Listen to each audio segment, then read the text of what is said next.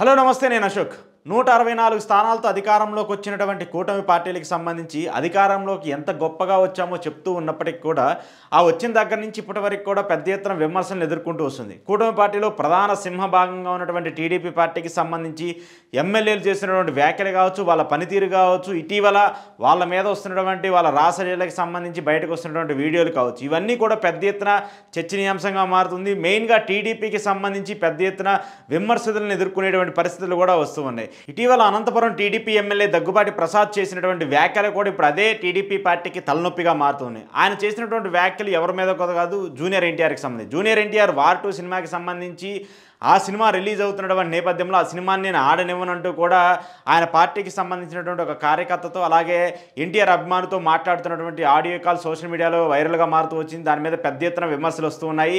ఆయనకు వ్యతిరేకంగా కూడా చాలామంది నేతలందరూ కూడా అలాగే టీడీపీకి సంబంధించిన కార్యకర్తలు కావచ్చు, దాంతోపాటు ఎన్టీఆర్ అభిమానులందరూ కూడా దగ్గుబాటి ప్రసాద్ చేసినటువంటి వ్యాఖ్యలకు వ్యతిరేకంగా కూడా ఆయన ఇంటి దగ్గర నినాదాలు చేస్తూ ఆయన బ్యానర్ని తగలబెడుతూ ఆయన బ్యానర్లు చించేస్తూ జరుగుతున్న పరిణామాలన్నింటినీ కూడా మనం చూస్తూ వచ్చాం. అయితే ఇప్పుడు ఇవే టీడీపీకి పెద్ద ఎత్తున తలనొప్పిగా మారుతున్నాయి. అధికారంలోకి వచ్చిన దగ్గర నుంచి ఇప్పటికి పైగా కూడా పదులకు సంబంధించి పదుల సంఖ్యలో ఉన్నటువంటి ఎమ్మెల్యేల మీద తీవ్ర ఎత్తున విమర్శలు వస్తూ ఉన్నాయి. వాళ్ళందరూ కూడా ఏదో ఒక రోజు ఏదో ఒక న్యూస్లో మీడియాలో కనిపిస్తూనే ఉన్నారు. మీడియాకి సంబంధించి ఏదో ఒక న్యూస్ని ఇస్తూనే ఉన్నారు. మెయిన్గా కూటమికి సంబంధించి 134 మంది ఉన్నటువంటి టీడీపీ ఎమ్మెల్యేలు ఎవరైతే ఉన్నారో వాళ్ళందరూ కూడా పెద్ద ఎత్తున ఇప్పుడు చర్చనీయాంశంగా మారుతూ ఉన్నటువంటి పరిస్థితి కనిపిస్తుంది. మెయిన్గా ఇప్పుడు దగ్గుబాటి ప్రసాద్కి సంబంధించిన వ్యాఖ్యలు ఏవైతే ఉన్నాయో అవి నేను చేయలేదు, అవి నా మాటలు కాదు, ఎవరో కావాలని మార్ఫింగ్ చేస్తూ వచ్చారు, కానీ నా వాయిస్ ఉందని చెప్పేసి లేదంటే నా పేరు ఉందని చెప్పేసి ప్రస్తావన వస్తుంది కాబట్టి నేను క్షమాపణ చెప్తున్నానంటూ కూడా ఆయన మాట్లాడుతూ వచ్చినటువంటి వీడియో కూడా ఇప్పుడు పెద్ద ఎత్తున చర్చనీయాంశంగా మారింది. అయితే ఆయన మాట్లాడినటువంటి వ్యాఖ్యలు నిజమైనప్పటికీ కూడా వాటిని సర్ది చెప్పుకునే ప్రయత్నంగా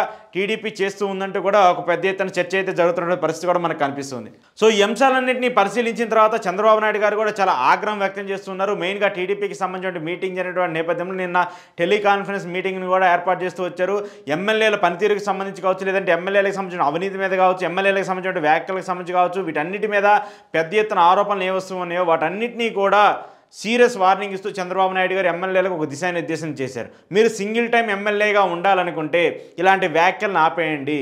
ప్రజలకు సంబంధించిన అంశాల్లో కావచ్చు, లేదంటే ఏదైనా సభల్లో మాట్లాడేటప్పుడు ఆచితూచి మాట్లాడండి. మీ చుట్టూరు కావచ్చు, మీ చుట్టూ ఉన్నటువంటి వ్యక్తులు కావచ్చు, మీతో ఉంటారనుకున్నా కూడా వాళ్ళు వేరే పార్టీకి సంబంధించో వేరే వ్యక్తులకు సంబంధించో పనిచేస్తూ ఉంటారు కాబట్టి మీరు ఏం మాట్లాడినా కూడా చాలా జాగ్రత్తగా మాట్లాడాలి అంటూ కూడా ఆయన నాయకులు దిశానిర్దేశం చేస్తూ వచ్చారు. సరే, దగ్గుబాటి ప్రసాద్ ఒక్కలేనా ఉన్నారంటే కాదు, చాలామంది ఎమ్మెల్యేలు ఏదో ఒక జిల్లాకి సంబంధించి ఉమ్మడి జిల్లాలకు సంబంధించి ఉన్నటువంటి అన్ని ప్రాంతాల్లో కూడా వాళ్ళు ఏదో ఒక చర్చనీయాంశంగా మారుతున్నారు. అక్కడ ఏదో ఒక ఎమ్మెల్యే హాట్ టాపిక్గా మాట్లాడుతున్నారు. మొన్నటికి మొన్న కడపకి సంబంధించి కడప రెడ్డెమ్మగా ఉన్నటువంటి మాధవిరెడ్డి గారు కూడా సబ్ కలెక్టర్తో ఆమె బిహేవ్ చేసినటువంటి విధానం కూడా పెద్ద ఎత్తున చర్చనీయాంశంగా మారుతుంది. అంతకుముందు కొలికిపూడి గారు చేసినటువంటి వ్యాఖ్యలు కూడా పెద్ద ఎత్తున చర్చనీయాంశంగా మారుతూ ఉన్నాయి. శ్రీకాకుళం జిల్లాకు సంబంధించిన కోన రవికుమార్ గారి ఆయన వ్యవహారం కూడా పెద్ద ఎత్తున వ్యవహారంగా మారుతుంది. అలాగే గుంటూరుకి సంబంధించిన ఎమ్మెల్యే ఉన్నటువంటి వ్యక్తి చేసినటువంటి ఒక మహిళలకు సంబంధించినటువంటి రాసరీలకు సంబంధించిన వ్యవహారం కూడా పెద్ద ఎత్తున చర్చనీయాంశంగా మారుతుంది. సో ఇలా పెద్ద సంఖ్యలో పదుల సంఖ్యలో ఎమ్మెల్యేలకు సంబంధించిన పనితీరు మీద, ఎమ్మెల్యేలకు సంబంధించిన వ్యవహారాల మీద తీవ్ర స్థాయిలో వ్యతిరేకత వస్తున్నటువంటి నేపథ్యంలో టీడీపీ ఒక డైలమాలో పడినటువంటి పరిస్థితి కూడా కనిపిస్తుంది. అయితే ఈ అంశాలకు సంబంధించి నిన్న టీడీపీకి సంబంధించిన మీడియా ఛానల్స్లోనే పెద్ద ఎత్తున చర్చలు కూడా జరిగినటువంటి పరిస్థితి మనం చూస్తూ వచ్చాము. డిబేట్లు కూడా పెట్టి వాళ్ళ పార్టీకి సంబంధించిన వ్యవహారాల మీదే పార్టీ తప్పుదోవలా వెళ్తుంది అనేటువంటి ఒక ఇండికేషన్ కూడా డైరెక్ట్గా మీడియా సంస్థలు ఇస్తూ వచ్చాయి. మెయిన్గా టీడీపీకి సంబంధించి ఎక్కువగా సపోర్టివ్గా ఉన్నటువంటి మీడియా ఛానల్స్లోనే ఎమ్మెల్యేల పనితీరు బాగలేదు, ఎమ్మెల్యేలు చేసినటువంటి బిహేవియర్ కావచ్చు, ఎమ్మెల్యేలు చేసినటువంటి వ్యవహారాలు కావచ్చు పార్టీకి మాయని మచ్చలా మారుతున్నాయంటూ కూడా వాళ్ళందరూ కూడా మాట్లాడుతూ వచ్చారు. వాళ్ళందరూ కూడా చెప్తూ వస్తున్నారు. అయితే ఇదే వ్యవహారానికి సంబంధించి సిపిఎం ఎమ్మెల్యే మాజీ ఎమ్మెల్యేగా ఉన్నటువంటి కీలక నేతగా ఉన్నటువంటి గఫూర్ కొన్ని కీలక వ్యాఖ్యలు చేస్తూ వచ్చారు టీడీపీ మీడియా ఛానల్లో కూర్చొని. ఆయన చెప్పినటువంటి వ్యాఖ్యలు ఏదైతే ఉన్నాయో ఈ వ్యవహారానికి సంబంధించి జూనియర్ ఎన్టీఆర్ వ్యవహారానికి సంబంధించి జూనియర్ ఎన్టీఆర్ని అనవసరంగా టార్గెట్ చేసో, లేదంటే జూనియర్ ఎన్టీఆర్ మీద బుర్ర జలాలనో, లేదంటే జూనియర్ ఎన్టీఆర్ని టార్గెట్ చేసి లోకేష్ని హైప్ చేయాలని చెప్పేసో, లేదంటే లోకేష్ ప్రమేయం కోసం ఎవరైతే పాకులాడుతూ ఉండేటువంటి నేతలు ఎవరైతే ఉంటారో, లేదంటే ఇప్పుడున్నటువంటి యంగ్ ఎమ్మెల్యేలు ఎవరైతే ఉంటారో వాళ్ళందరూ కూడా జూనియర్ ఎన్టీఆర్ని టార్గెట్ చేయడం వల్ల వాళ్ళకే నష్టం వచ్చే అవకాశం ఉంటుందంటూ కూడా ఆయన మాట్లాడుతూ వచ్చారు. దాంతోపాటు ఆయన చేసినటువంటి కొన్ని కీలక వ్యాఖ్యలు ఏంటంటే ప్రస్తుతం టీడీపీ పార్టీకి 134 సీట్లు, లేదంటే కూటమికి సంబంధించి 164 స్థానాలు ఎంత గొప్పగా వచ్చాయని చెప్పేసి మనం చెప్పుకుంటూ ఉన్నామో వాళ్ళందరి మీద కూడా తీవ్ర స్థాయిలో వ్యతిరేకత ఉంది. వాళ్ళందరూ కూడా అధికారంలోకి రావడానికి, జగన్మోహన్ రెడ్డిని ఓడించడానికి వీళ్ళు వస్తే అధికారంలోకి ఏదో మంచి చేస్తారని చెప్పేసి ప్రజలు ఏవైతే భావిస్తూ వచ్చారో ఆ ప్రజలు భావించిన దాన్ని అన్నిటికీ కూడా ఇక్కడ భిన్నంగా ఎమ్మెల్యేల పనితీరు ఉందంటూ కూడా ఆయన మాట్లాడుతూ వచ్చారు. ఆయన అనంతపురం జిల్లాకి సంబంధించి ఒక ఎగ్జాంపుల్ చెప్తూ ప్రస్తుతం ఉమ్మడి అనంతపురం జిల్లాకి సంబంధించి ఉన్నటువంటి 14 అసెంబ్లీ నియోజకవర్గాల్లో ఇప్పటికిప్పుడు ఎన్నికలు జరిగితే కేవలం 2 స్థానాల్లో మాత్రమే గెలిచే పరిస్థితి ఉంటుంది.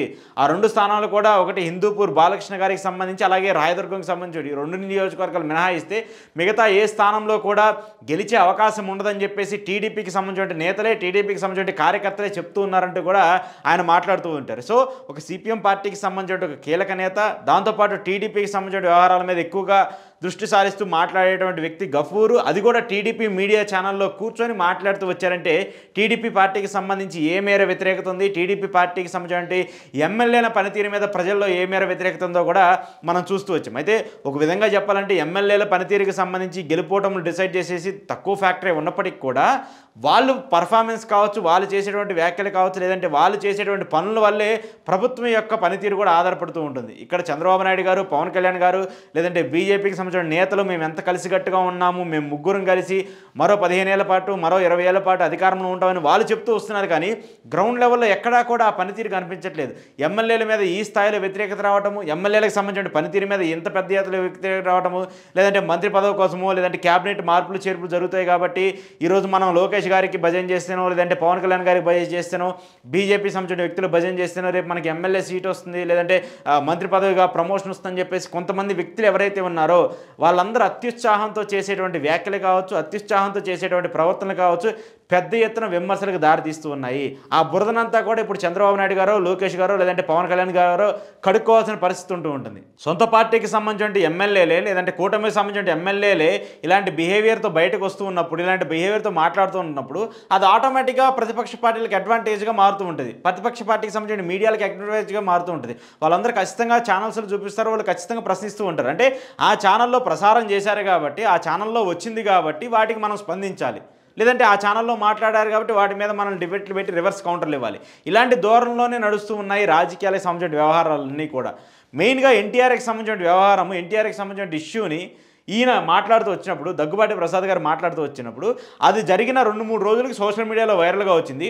ఆ తర్వాత సాక్షిలో దాన్ని ప్లే చేసుకుంటూ వచ్చారు. సాక్షి ప్లే చేసింది కాబట్టి సాక్షి అంతా కూడా తప్పుగా ప్రచారం చేసుకుంటూ వచ్చింది, నా వాయిస్ని మ్యానిపులేట్ చేస్తూ వచ్చింది, ఫేక్ ఏఐతో నా వాయిస్ని క్రియేట్ చేస్తూ నేను ఎన్టీఆర్ని తిట్టారని చెప్పేసి, ఎన్టీఆర్ తల్లిని దూషించారని చెప్పేసి మాట్లాడుతూ వచ్చాయని చెప్పేసి ఒక ఎమ్మెల్యే వివరణ ఇస్తూ వచ్చారంటే అది ఎంత హాస్యాస్పదంగా ఉందో కూడా మనందరం చూస్తూ వచ్చాం. ఆ వాయిస్ అంతా కూడా ప్రజలందరూ కూడా వింటూ వచ్చారు. మరి అది ఆయన వాయిసా, ఏ వాయిసా కూడా ఈజీగా అర్థమైపోతూ వచ్చింది. సో ఇలాంటి పరిణామాలన్నీ చూసుకుంటూ వచ్చినప్పుడు రాజకీయానికి సంబంధించి ఒక ఎమ్మెల్యే హోదాలో ఉన్నటువంటి ఒక వ్యక్తి నియోజకవర్గానికి సంబంధించి పూర్తి రథసారథిగా ఉంటూ ఆ నియోజకవర్గానికి సంబంధించిన బాధ్యతలన్నింటినీ కూడా చూసేటువంటి వ్యక్తి చేసేటువంటి వ్యాఖ్యలు ఎంత హుందాగా ఉండాలి.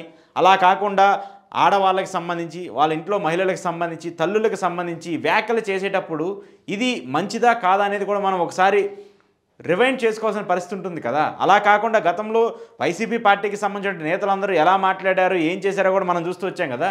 వాళ్ళు అలా మాట్లాడి అలా వ్యాఖ్యలు చేసినంతే కదా వాళ్ళకి 11 స్థానాలకు ఇచ్చి వాళ్ళని ఈరోజు అలా ప్రతిపక్షంలో హోదా కూడా లేకుండా కూర్చోబెట్టామని చెప్పేసి మీరు చెప్తూ ఉంది.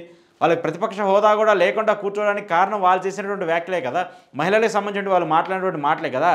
మరి అలాంటి మాటలు మనమే మాట్లాడుతూ ఉండి మన పార్టీకి సంబంధించి మనమే మాట్లాడుతూ ఉన్నప్పుడు మరి రేపు మనకి ఎలాంటి పరిస్థితి వస్తుంది అనేది కూడా మనం చూసుకుంటూ ఉండాలి కదా.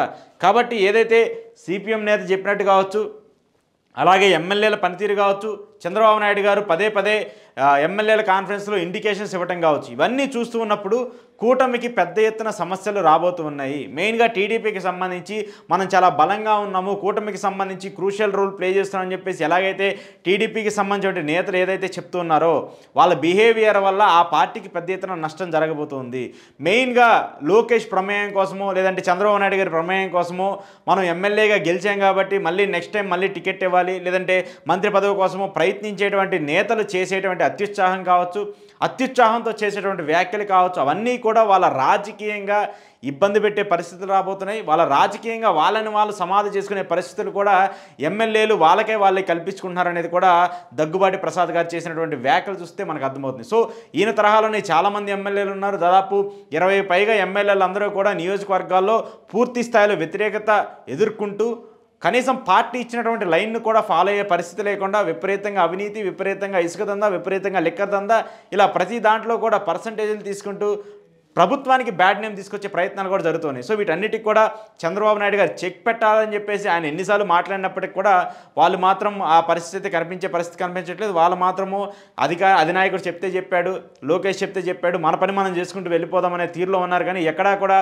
దాన్ని సరిచేసుకొని ట్రాక్లో పెట్టుకొని మళ్ళీ అధికారంలోకి రావడం కోసము, మళ్ళీ ఎమ్మెల్యేగా పనిచేయడం కోసం, మళ్ళీ ఎమ్మెల్యేగా గెలవడం కోసము ప్రయత్నాలు అయితే ఎక్కడా జరగట్లేదు. కానీ ఏదైతే సిపిఎం నేత గఫూర్ చెప్పినటువంటి వ్యాఖ్యలు ఉన్నాయో అవి 100% నిజం కాబోతున్నాయంటూ కూడా వైసీపీ నేతలు చెప్తూ ఉన్నారు. మరి దీనికి సంబంధించి రాబోయే రోజుల్లో ఎమ్మెల్యేలు తమ పనితీరు మార్చుకోకపోతే టీడీపీకి పెద్ద ఎత్తున ఇబ్బంది జరిగే పరిస్థితులు మాత్రము ఖచ్చితంగా కనిపిస్తున్నాయి. దానికి కారణమే సొంత మీడియా ఛానల్స్లో కూర్చొని ఒక సిపిఎం నేత చేసినటువంటి వ్యాఖ్యలు.